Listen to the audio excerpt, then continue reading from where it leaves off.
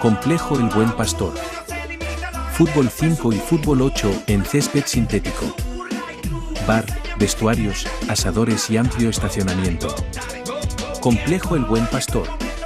Las mujeres ganan mucho menos en el fútbol profesional, eso es un dato que no podemos discutir mucho. El problema está en el porqué. Muchos dirán que es una cuestión de habilidad y otros un poco más aventureros van a recaer en el marketing y decir que lisa y llanamente no mueven tanta gente. Pero como todo en esta vida existe la excepción a la regla. Hay equipos de fútbol femenino que llenan estadios y futbolistas mujeres que ganan más que algunos hombres. Lo que me deja con la duda de por qué ellas sí y otras no. Es más, hasta se podría argumentar que hay países latinoamericanos como Chile o Argentina donde el fútbol femenino no está tan desarrollado, pero sí hay ligas muy buenas como las europeas o la estadounidense. La realidad es que si bien ganan menos, la respuesta al por qué no es tan sencilla. Si pensás alguna de estas cosas te vas a sorprender porque no todo siempre fue así. Hubo un periodo histórico donde las mujeres incluso jugaban más que los hombres. Entonces, ¿qué pasó en el medio? ¿Por qué se perdió el fútbol femenino? ¿Y por qué tras resurgir mucha gente lo ve como malo? Tomé el trabajo de reunir muchos estudios y artículos para resolver esta incógnita. Vamos a darnos un paseo por cosas como las leyes o la historia si esto no termina siendo un monólogo sin fundamento. Así que buen provecho si estás comiendo y hablemos de la época donde los varones no jugaban al fútbol, sino que lo hacían las mujeres. Uno no puede empezar sin hablar de historia y qué mejor que meternos en la Primera Guerra Mundial. Si bien el primer partido femenino data de 1865, la Primera Guerra Mundial hizo que muchas mujeres se metieran en lugares tradicionalmente de hombres, porque los hombres estaban ocupados en la guerra, claro está. Siempre se habla de que las mujeres se fueron a la fábrica, pero muy pocos saben que llenaban estadios. Con los hombres al frente se crearon equipos femeninos como las Dick Care Ladies. Estas trabajadoras de la fábrica hicieron su equipo con un objetivo claro: recaudar fondos para la Cruz Roja y así ayudar en la guerra. Esto les salió de maravilla. Uno puede pensar que el fútbol femenino no mueve tanta gente hoy en día, pero estas chicas llegaron a ser realmente exitosas. Se convirtieron en el equipo más exitoso de la historia en su momento y llegaron a ser conocidas como el equipo no oficial de Inglaterra. En 1920 atrajeron a más de 53.000 espectadores a un partido en Goodison Park, en Liverpool. Un evento histórico que demostró la popularidad del fútbol femenino en ese momento. Además, en 1922 se fueron de gira a Estados Unidos y jugaron contra equipos de varones y hasta ganaron algunos partidos. Hablando de partidos internacionales, tengo un dato completamente extraño. En 1920 se jugó el primer partido internacional de fútbol femenino. Estas chicas, las Dick Care Ladies, eran protagonistas junto a unas rivales francesas. Antes del inicio del encuentro, la capitana Alice Kell se besó con la capitana de Francia.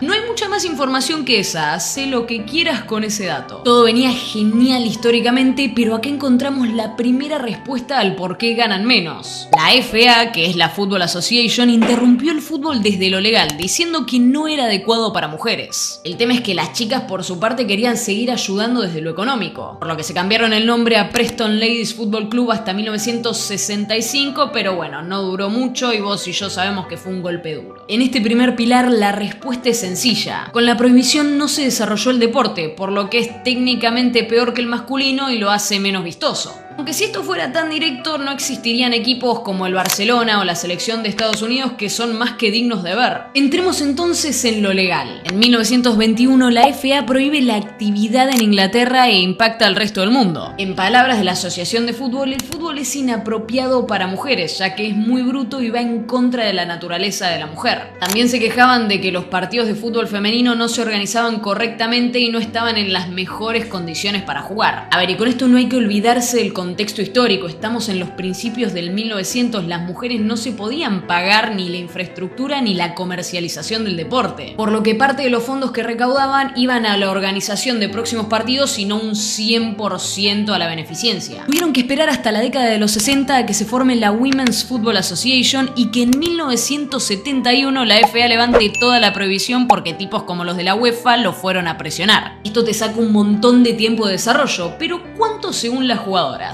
Hablemos de plata. Según Infobae, se calcula que un 55% de las chicas que juegan en la primera de Argentina son profesionales y que sus sueldos no llegan ni al 2% del de los hombres. A nivel mundial, la FIFA publicó un informe que dice que solo el 13% de los clubes femeninos generan más de $1 millón. Ahora ponete a pensar qué jugador masculino podrías comprar con $1 millón.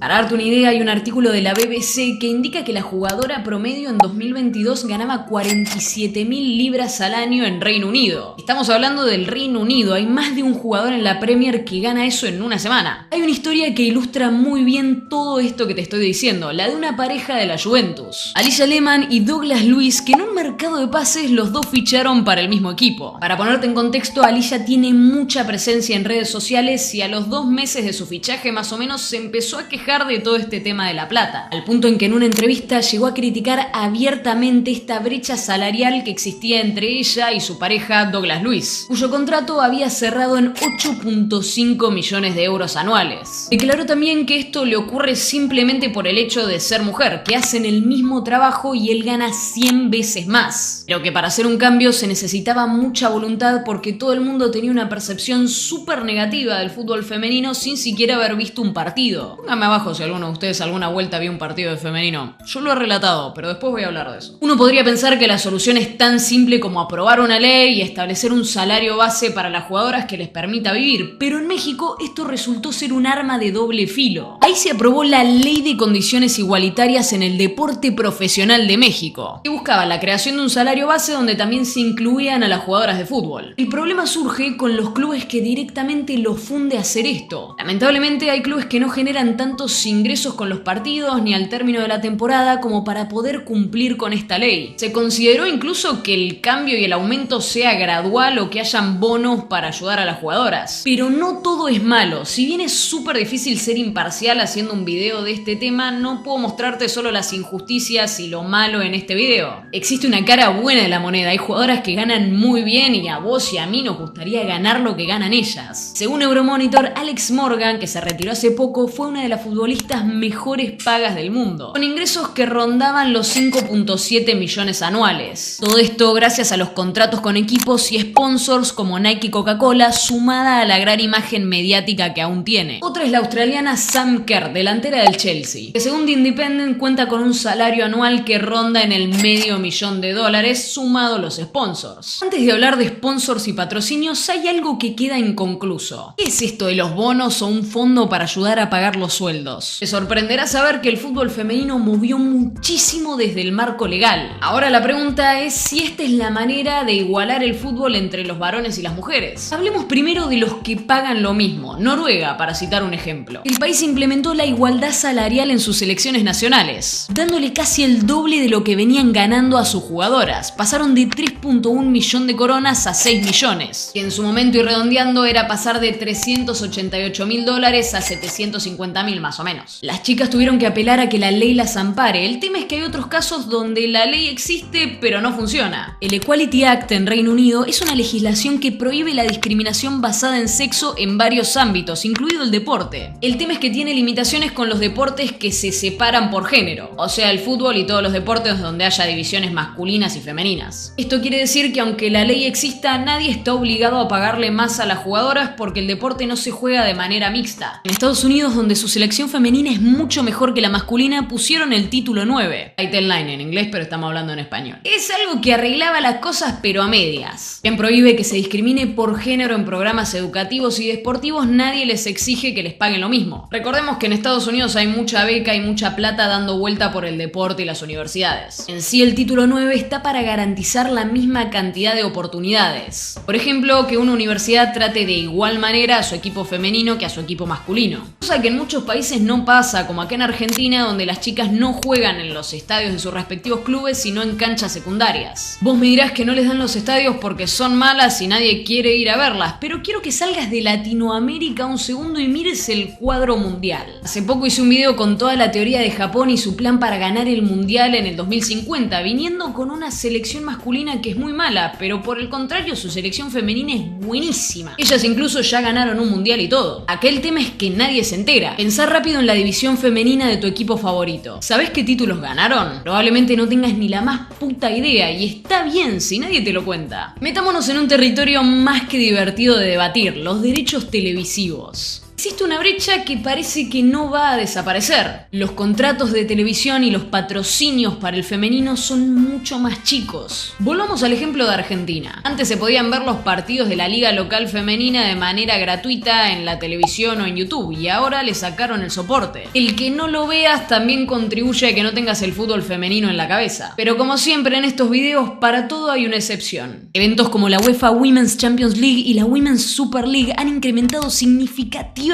sus audiencias. Por ejemplo, el partido entre el Barcelona y el Wolfsburg, que en 2022 atrajo a más de 92.000 espectadores. Y la final de la Eurocopa Femenina en 2022 entre Inglaterra y Alemania, que contó con 87.000 personas en el estadio. Y mira cómo cambia que pasa en el femenino por televisión. Hay contratos televisivos exclusivos como el que se firmó en 2021 para pasar la Liga del Reino Unido, donde lograron incrementar su audiencia por un 542%, demostrando el potencial comercial que tenía el fútbol femenino y que si se lo pones a la gente, más de uno se engancha a verlo. Entonces también podemos asumir que algo de plata hay. Visa y Barclays han firmado acuerdos multimillonarios con la UEFA y la FA Women's Super League respectivamente para apoyar el fútbol femenino desde 2019. La parte femenina de clubes como el Arsenal o el Lyon han sido pioneros en recibir muchas de estas inversiones y capitalizarlas muy bien. Lyon, por ejemplo, ha dominado en las competiciones europeas gracias a décadas de apoyo continuo por parte de su propietario. Mientras investigaba me encontré con una frase que explica bien este sesgo cultural que tiene la gente. Si juzgás a las mujeres por atributos masculinos siempre se van a quedar cortas. Si aplicás estos estándares siempre vas a estar ignorando las cosas que separan el fútbol de mujeres del fútbol de hombres. Agarrá por ejemplo el vóley o el hockey sobre césped. La forma de jugar de las divisiones masculinas de las femeninas es muy distinta, hasta tácticamente hablando. En hockey por ejemplo el juego femenino suele ser mucho más elegante mientras que el masculino es más rápido. Y los fanáticos miran ambos por igual. Acá en Argentina hasta llegamos a tener a la Maradona del hockey con Lucha Aymar y mucha gente se levantaba a verla a ella. ¿Quién dice? Tal vez en algunos años el fútbol femenino evoluciona y se puede disfrutar de una manera distinta al masculino. Aunque también hay que tener en cuenta que en todo el mundo el fútbol femenino solo recibe un 4% de la cobertura total, entre transmisiones, artículos escritos y todas esas cosas. Ya me dirás vos si esto te parece un tema de tradición y más cultural o un tema de falta de oportunidades como aquel video de las mujeres en la Fórmula 1. Y hablando de otros videos me encuentro con otra similitud con por ejemplo toda la idea esta que tiene Japón de ganar el mundial. Por lo menos en Argentina hasta hace algunos años no había categorías inferiores para mujeres en los clubes más conocidos. La selección de Estados Unidos ha ganado muchísimo porque el soccer, como le dicen ellos, es el deporte para nenas. Entonces me interesa saber si en un país futbolero como el nuestro en algún momento vamos a ver alguna Messi femenina ahora que sí existen las categorías inferiores. Porque capaz todo esto termina siendo un tema de desarrollo y tema de tiempo. Para el que no esté enterado, Brasil, que es otro país súper futbolero, tiene muy desarrollado el fútbol femenino y en la Libertadores femenina saca a pasear a todo el mundo. Tienen una manera de jugar muy desarrollada y hasta un físico distinto a las jugadoras de los demás países. Por algo Brasil tiene 13 Libertadores femeninas y lo siguen Chile, Colombia y Paraguay con una solita cada uno. Pero bueno, yo creo que ahora vas a poder responder con un poco más de fundamento por qué las futbolistas ganan menos. Mi nombre es Pachu Zubiri y nos vemos en la próxima.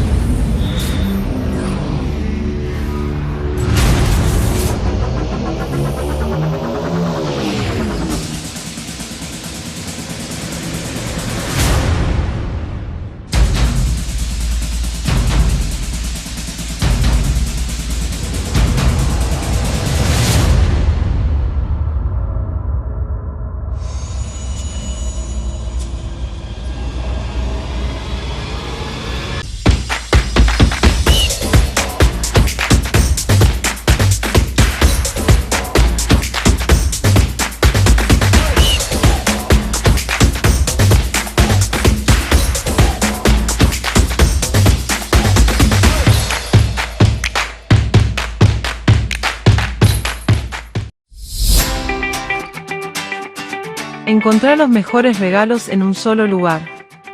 La mayor variedad en chocolates y golosinas. Peluches, globos, regalos personalizados. Bandejas especiales. Mitre 106.